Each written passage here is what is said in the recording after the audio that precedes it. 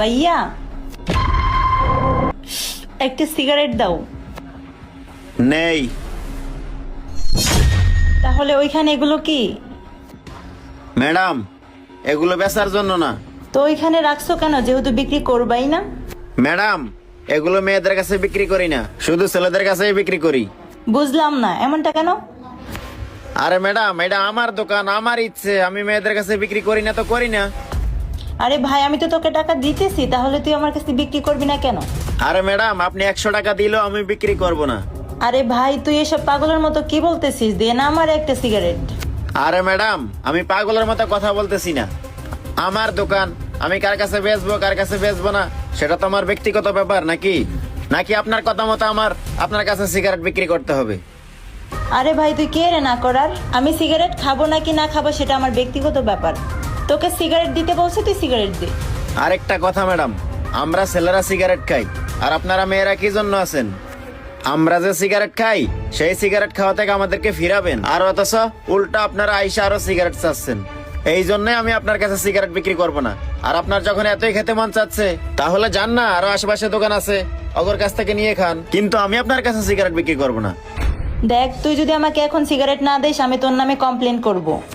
এই মামা, একটা সিগারেট দাও তো। আচ্ছা ভাই, আমি দিতেছি।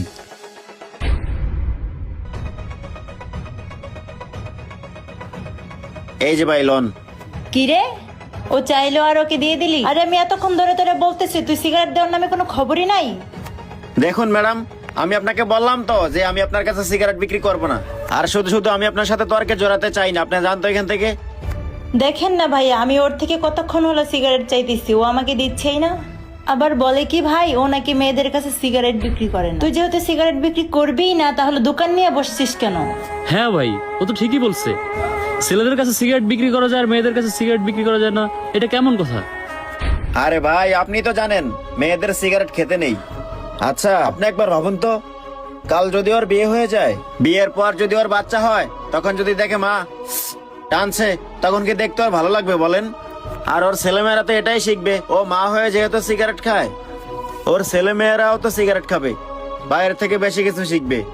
কারণ মা যেমন হবে, তার সন্তানরাও এমনই হবে। আর ও যদি আপনার বোন হতো, তাহলে কি আপনি দিতেন ওকে সিগারেট খেতে?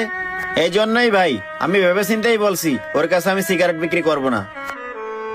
দেখুন ম্যাডাম, আপনি আমার বোনের মতো, তাই তো আমি আপনাকে বারণ করতেছি এই সিগারেট না খেতে।